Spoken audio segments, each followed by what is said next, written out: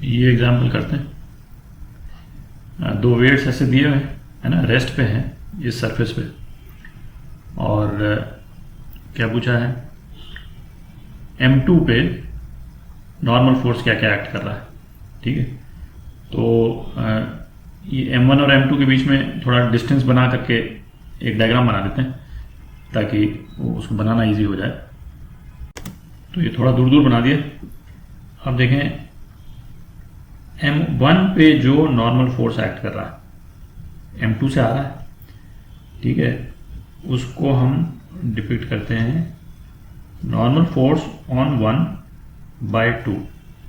ठीक है, और इसी का अपोजिट है ना रिएक्शन जो है वो M2 पे एक्ट करेगा, नॉर्मल फोर्स ऑन 2/1। ठीक है, अच्छा M1 पे और कौन सा फोर्स एक्ट कर रहा है, M1 पे ग्रेविटेशनल फोर्स एक्ट कर रहा है।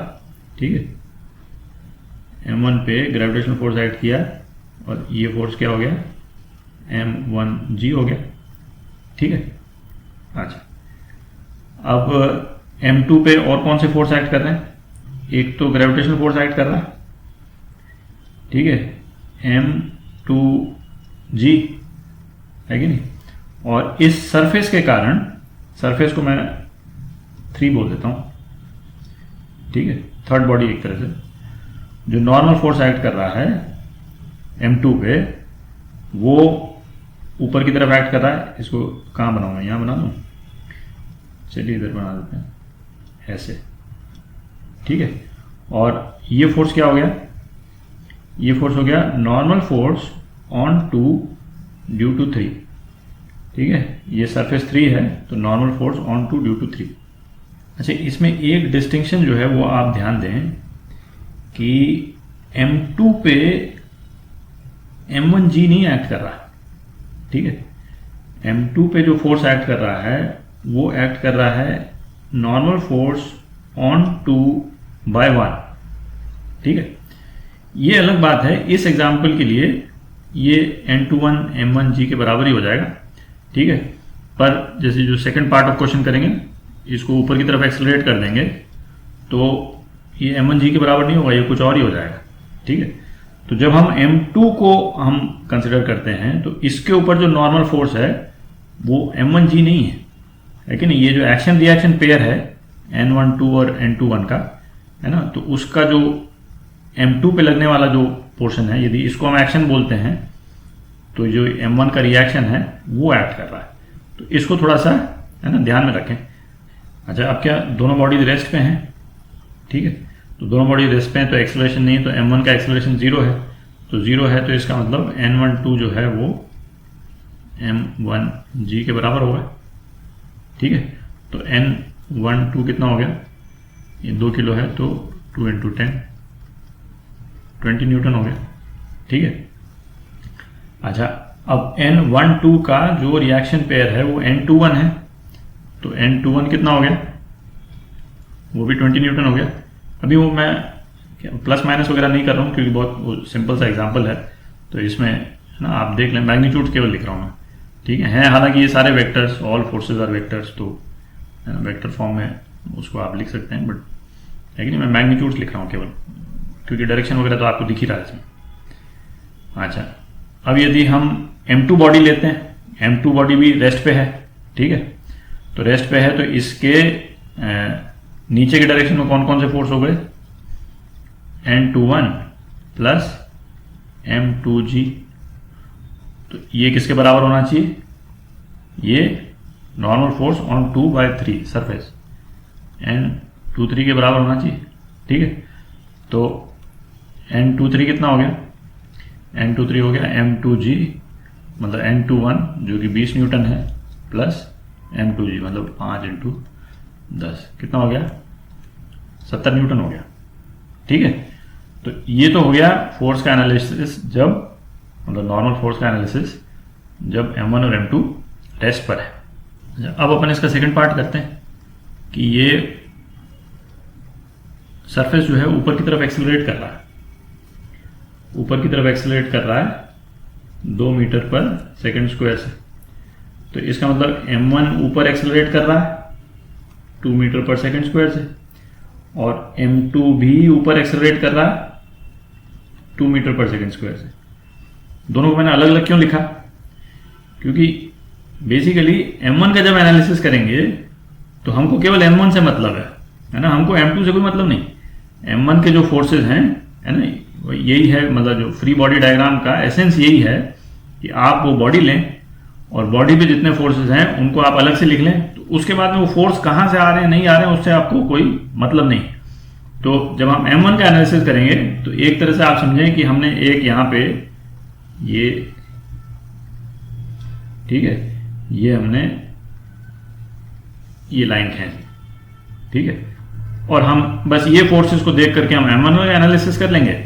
और ये दूसरी वाली मैं चाहूँ तो एक बना सकता हूँ यहाँ पे ऐसे करके, है ना, कि जब m2 का एनालिसिस करेंगे तो केवल m2 के फोर्सेस देखेंगे, ठीक है। इसीलिए मैंने ये 2 मीटर पर सेकंड स्क्वायर अलग अलग लिखा दोनों का।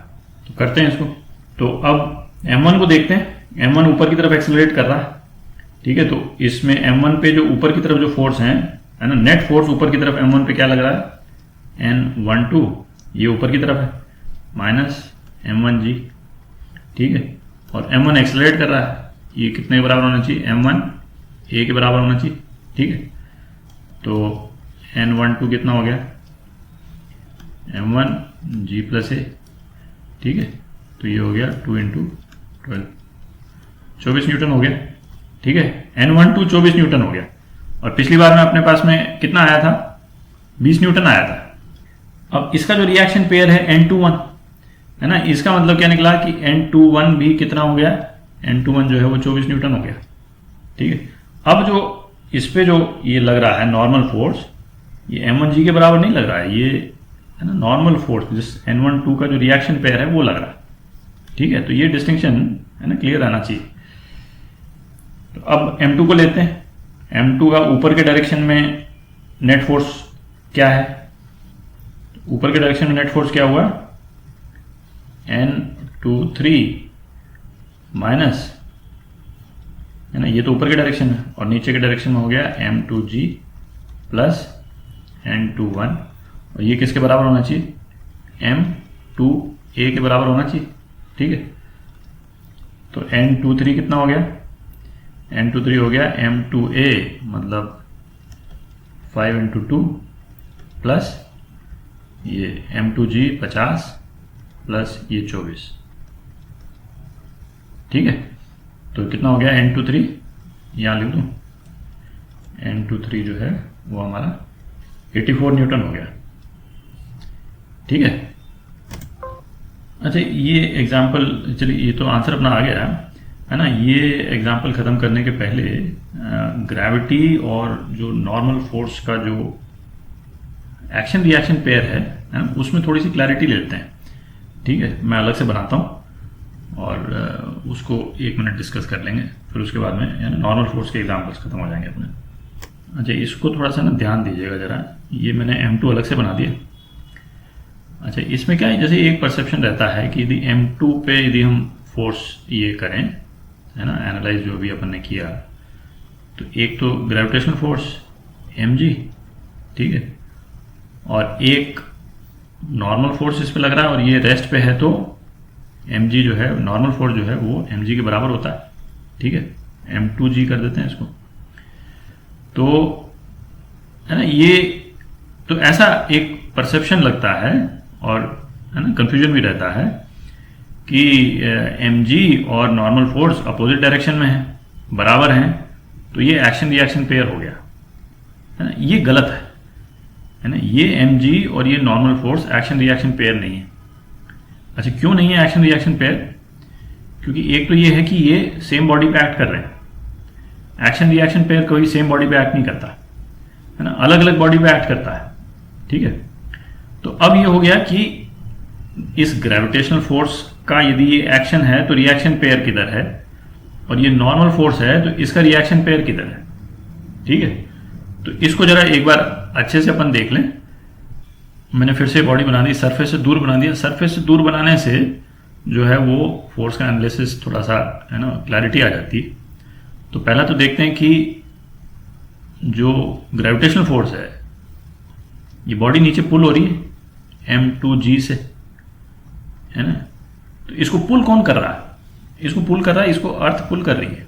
यदि यहाँ अर्थ है तो है ना, ये सरफेस सपोज हो सकता है कोई टेबल ही हो, ठीक है, ये सरफेस जो है वो टेबल का ऊपर का सरफेस हो, है। तो जो टेबल के नीचे जो अर्थ है वो पुल कर रही है, तो इसका रिएक्शन पेयर क्या होगा? ये होगा, ये बॉडी जो है ये भी अर्थ को पुल कर रही है सेम फोर्स से, ठीक है ना। तो यदि M2G F के बराबर है, FG मैं बोल देता हूं, तो FG से ये बॉडी भी अर्थ को पुल कर रही है ऊपर, ठीक है। अर्थ को इस वाले फोर्स से फर्क नहीं पड़ता है क्योंकि अर्थ बहुत बड़ी है, वो अपन डिस्कस कर चुके हैं पहले। तो इसका रिएक्शन पेयर ये है। अच्छा, अब जो है वो नॉर्मल फोर्स, तो यदि ये तो बॉडी 1 है, बल्कि M2 है तो 2 कर देते हैं इसको, और यदि ये सरफेस 3 है जैसा अपन ने लिया था, ठीक है, तो इस पे यदि नॉर्मल फोर्स लगता है, ये जो नॉर्मल फोर्स है, यदि इसको हम बोलते हैं, बल्कि इसको यहां तक पहुंचा देता हूं ताकि लगे कि इस सरफेस पे लग रहा है ये, ठीक है। तो नॉर्मल फोर्स ऑन बॉडी 2/3, ठीक है। तो इसका रिएक्शन पेयर जो है वो एक नॉर्मल फोर्स होगा, normal force N on surface 3/2, ठीक है। ये एक अलग बात है कि N32 इस केस में, है ना, ये रेस्ट पे है, M2G के बराबर है, ठीक है। पर ये नॉर्मल फोर्स और ये M2G जो एक्शन रिएक्शन पेयर नहीं है, कारण मैंने बता दिया, ठीक है। और हर केस में ये नॉर्मल फोर्स M2G के बराबर भी नहीं होगा, वो अपन ने भी करके देख लिया। इसको आप ऊपर एक्सेलरेट करा दीजिएगा तो ये चेंज हो जाएगा, ठीक है। तो ये क्लैरिटी जो है वो दिमाग में रहनी चाहिए, है ना। इसमें कई स्टूडेंट्स में थोड़ा सा कंफ्यूजन रहता है, ठीक है।